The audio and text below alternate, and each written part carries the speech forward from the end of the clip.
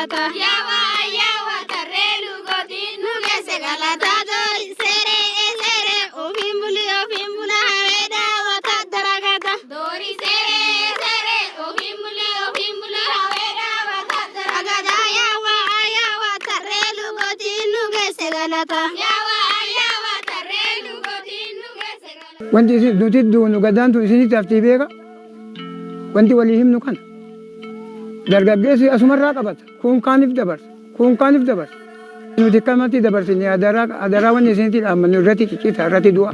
Ati afaan Oromoo yeroo baratte ni beektaa? Ilmu dubbachuu argitee miti nutis waa'ee gadaa amma namni nu barsiise akka namni nu barsiise hin jiru baratamaadha jechuudha akkuma afaan isaaniitti wajjin barannee guddanne.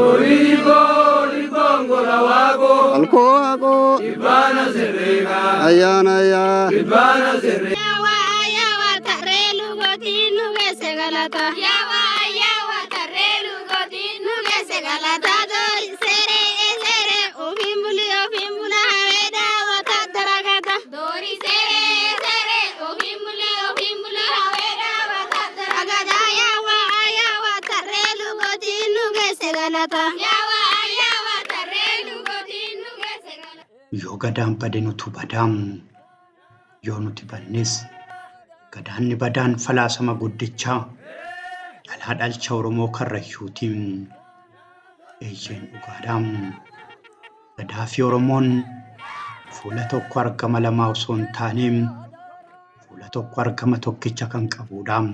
nuti gadaa kana gadi lakkisuu gadaa kana dhabuu manna nafseen keenya dhabuu wayya namatti hin quudhin osoo keenya Oromoon guutuun akkuma keenya kanatti gadaa keenya kana hordofee deebisee galmaan gatee waaqeffatee raasu guddifata jennee iyyaa. Maqaan keenya dhaamuun maqaa guyyaa gadaa tanaati. Guyyaa gadaa tana dhiifne maqaan Karrayyuu jedhamu kun ni dhiifamaa ni hafa jee tallaala. Abboonni keenyas akaakileen keenyas abaabileen keenyas gadaan kun ilmoo rabbii jedhama.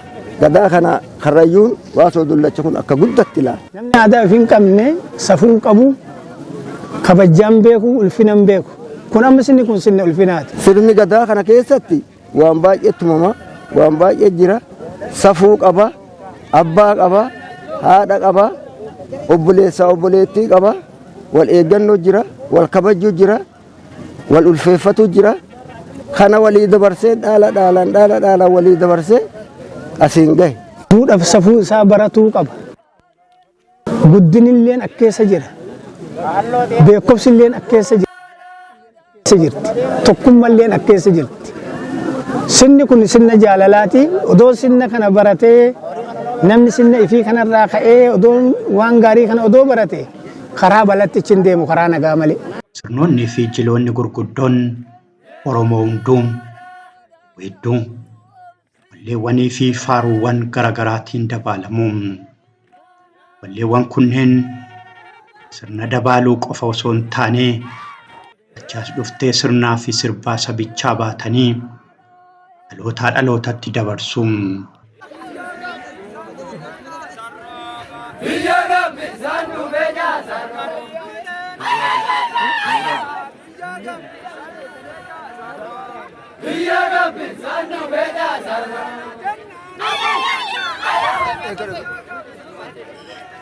Burburiga.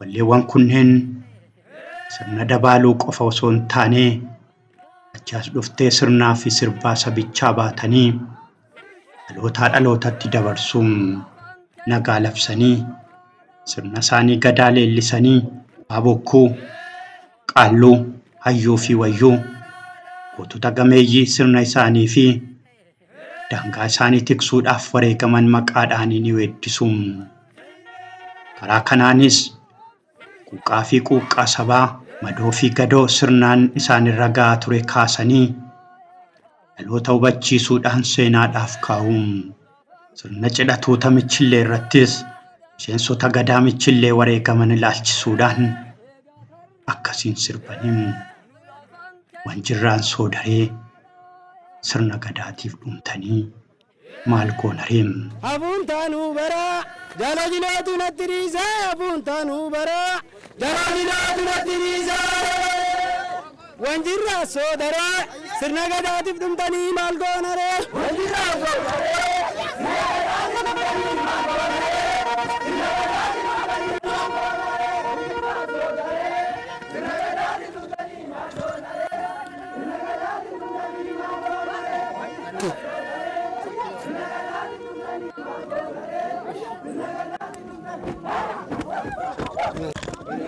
gadaa kanarratti waraanni nu miidhuun gisee hedduudha. Inni keenya akaakayyoonni keenya hogga odeessan gadaa kanarratti baay'ee miidhamne. Mootummaatti akkuma kanatti waa'uma gadaa kana balleessu harkaa jissuuf jecha warri mootummaa kun arguma jateenya jechaadha. Bara 2014 jechuun yaaddattanii eegasanii baatuma 3 jechaadha. Hayyoota baay'ee, namoota baay'ee, goottota baay'ee, beektota baay'ee sababa tokko malee fixanii jiru. Sirna gadaa keessatti adabbiin koorniyaa lamaanii adabbii sirna gadaa arrabsoo dhichisarraa kaasee hanga uleedhaan warreebuutti gahaam. Adabbii kanaan dubartiin qajeelfama sirnaa kan gosaa fi gadaa cabsitee argamte seensa sirna gadaa kan gulantaa foollee irra jiruun tapha caasaa yookaan rubboo keessatti saaxilamtee ni arrabsamti ni dhaanamti. Nammoo kan taasifamu dubartii yookaan durba balleessaa kana raawwattee adabuuf osoo hin taane akkashii fi dubartoonni kaan irraa baratanii jiilanii fi dubartoota qofa osoo hin taane dhiironni qajeelfama sirna gadaa fi gosaa cabsaniis seensa sirna gadaa kan gulantaa Oromoo irra jiruun ni arrabsamu ni dhaanamu.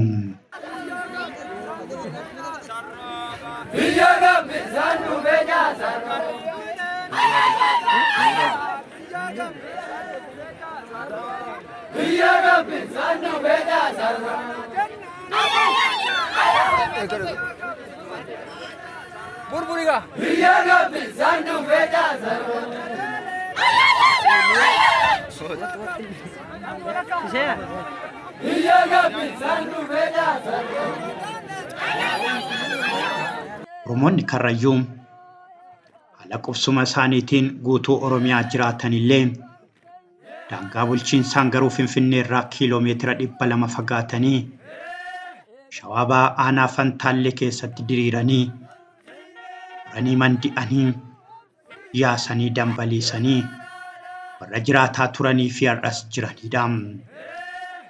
Caaseffama yookaan konfedereeshinoota Oromoon qabu keessaa Karrayyuun hangafticha Baarentuu yookaan Barii Aantuuti. Inni konfedereeshinii Bahaa Karrayyuu Marawaa fi Waraantishaa yookaan Arsiin dhaabbata seenaa bareedduu kurkuruu keessatti yaa'ee yaa'ii caffeesaa gaggeeffataa akka ture galmeen seenaa ni obbaasa. Sirna gadaa kana irra deebi'anii uumuun akka hin danda'amne yookaan immoo eenyumtuu abbaan barbaade har'a lafaa ka'ee waan akkasiin ayyaana yookaan immoo lafaa ka'ee tan uummadha jedhee osoo yaale wanti kun akka hin danda'amne. Osoo ta'ellee immoo waan sobaa yookaan immoo waan fakkeessaa akka ta'u. Sababni isaa seera uumati. Seera uumaa seera ganama. Isa waan ta'eef seera uumaa seera ganama ka ganama Oromoon irra dhufte kana har'a lafaa kaatee nan uummadha hoo jette har'a lafaa kaatee akkuma wanta biraa yookaan immoo bobbonyee itti jiraannu yookaan fakkeessinee itti jiraannu akkuma faashinarra mul'atee boru baduu kana ni goona hoo jenne sirni gadaan ta'u akkasa. Sababni hin taaneef seera uumaa sanii waan wal qabatuuf. Inni kun jaarraa 17ffaan dura garuu federeeshinii Barii Aantuu jalatti wiirtuu sirnaasaa odaa bultumitti sirneeffataa akka tures ni himama. Jaarraa 17ffaa booda immoo yaa'iisaa maddii sulula laga Awaash yookaan Hawaas tarree leedii fi tarree luugootti ni hundeeffatanii haala kanaan sirnoota gadaa humna cimaa qabuun ofii jiraatee walis jiraachisaa har'a gaheera.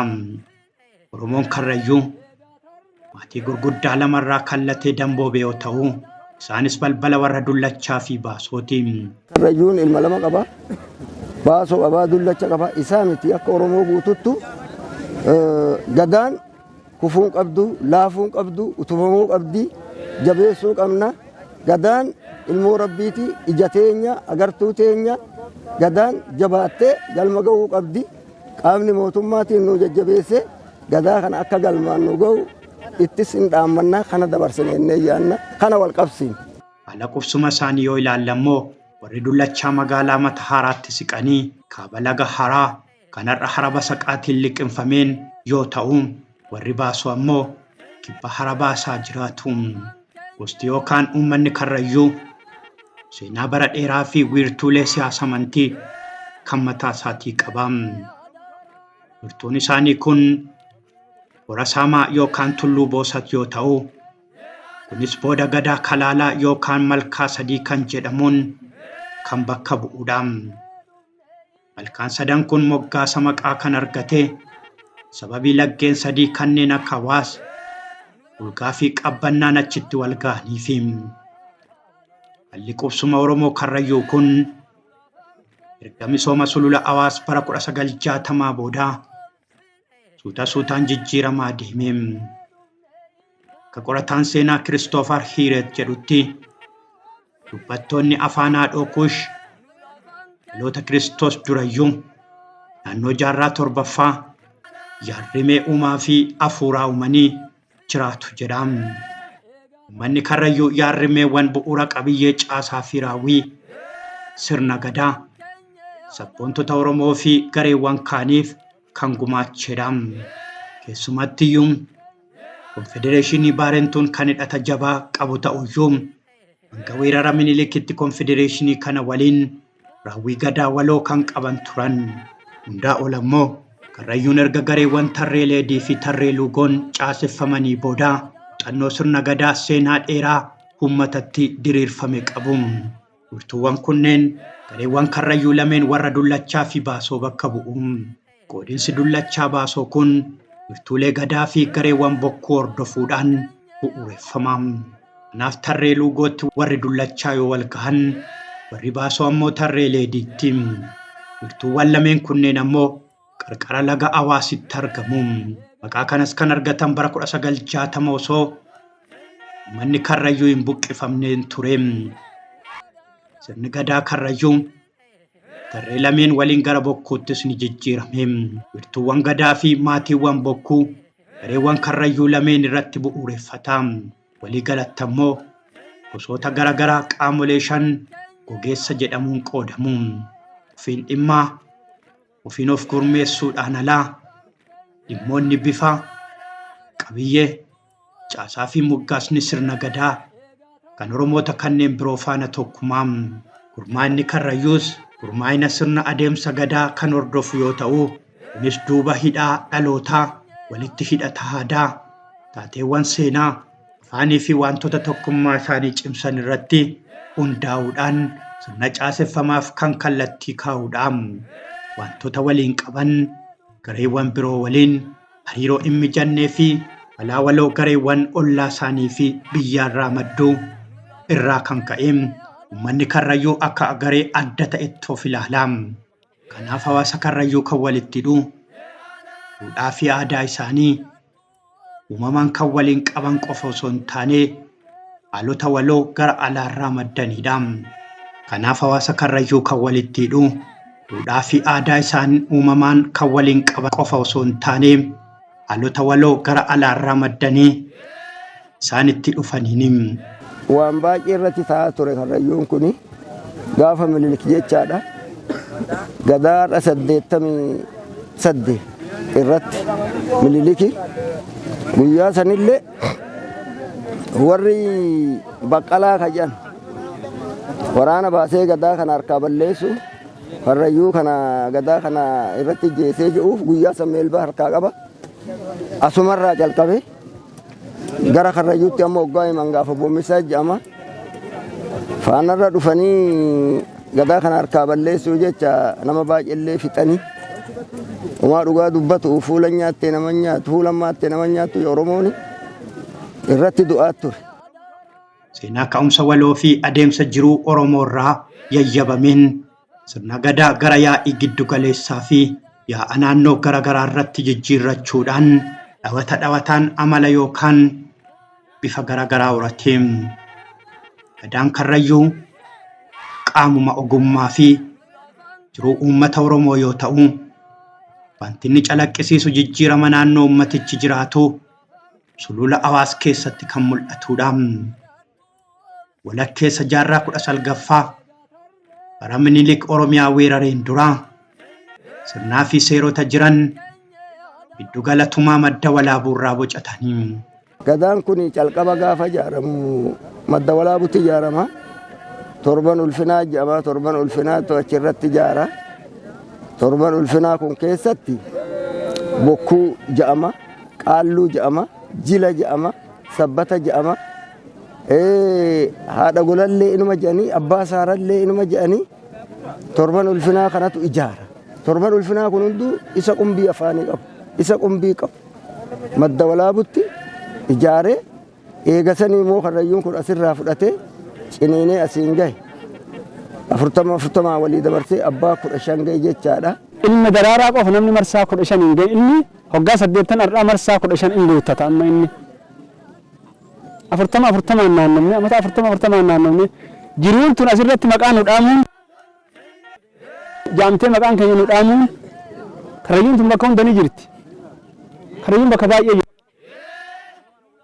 kibballee ni jirti gara Baalee asiin gara bakka hin jirre hin qabdu Karrayyuun Wallagga keessallee Karrayyuun ni jirti. Karrayyuu jaamtee Karrayyuun maqaan keenya bakka guyyaa gadaa tanaati. Nuti gadaa tanaa eefaa Oromoon biyya hirattee baanii jenna. Takkaan warkaa isin damnee jenna. Sirni gadaa tokko nu warkaa hin camnee jenna. Maqaan namaa dhaamuun jiruudha wannan jeef. Odoo gadaa tana gallakkifne maalummaan keenya maqaan dhaamu. Karrayyuu jechuun maqaan nun dhaamu. Hawaamni Karrayyuu kun egaa madda walaaburraa ka'e jechaadha. Dhalaan walii dabarsee abbaa 15 gahe. 40 walii dabarsa tuutti 5 jechaadha. Tuutti kun tuutti 4 45 gahe. Abboota 15 gahe. Halchiinni amma ganaa asirraa amata 8 itti deemee raawwatu 15 malee abbaa 14 akkatti walii dabarsee asiin gahe. Hundeeffamni gurmuuwwan lamaanii dullachaa baasoo gadaa keessatti bifti caaseffama isaa olaanaadha. Gurmuuwwan lameen kana keessatti namoonni sadarkaa kamirrayyuu jiran sadarkaa umurii, kutaa, labataa fi gogeessa garaagaraa keessatti ramadamuudhaan gaheewwanii fi itti gaafatamummaa ofii fudhatu. Namoonni akkaataa sadarkaa umurii gadaatiin gaheewwanii fi itti gaafatamummaa garaagaraa irrattis ramadamu. Tokko tokkoon marsaa ganna 8 keessatti qooda fudhatan kamuu raawwiiwwan walitti hidhatoo raawwatamu qabu. Qajeelfamoota, seerotaa fi safuuwwan kabajuun tokko tokko miseensa gara boqonnaa jireenya itti aanutti isaan ceesisa. Gadaan Karrayyuu dhimmoota akka raawwii sirnaa, lafaa fi gochaawwan walxaxoo kanneen alaawwan adda addaa keessatti barbaachisan wirtuulee qulqullaa'oo raawwiilee ayyaaneffannaawwaniin qindaa'uudhaan sirna mataa isaanii guutuu ta'e qabu. Caasaan isaanii qaamolee garaagaraa gahee adda addaa of keessaa qaban of keessatti hammata. Akka waliigalaatti abbaa bokkuutiin kan hoogganamu yoo ta'u kutaaleen garaagaraa ajaja abbaa bokkuu jalatti bulanis jiru. Qaamoleen kunneen sadarkaa kallattii fi alkallattiidhaan hawaasa tajaajilu. Gosti Karrayyuu sirna gadaa dabalatee eegdota duudhaa Oromoo ganamaa akka ta'anitti of ilaalu. Eeyyeen dhugaadha. Isaan dhugumaan eegduu sirnaa warra duudhaa fi galmaati. Warra barii fi barrii eenyummaa isaanii fudhatee hin deemnedha.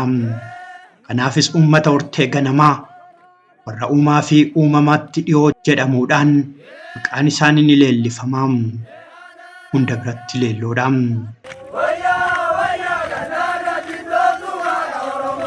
Leo.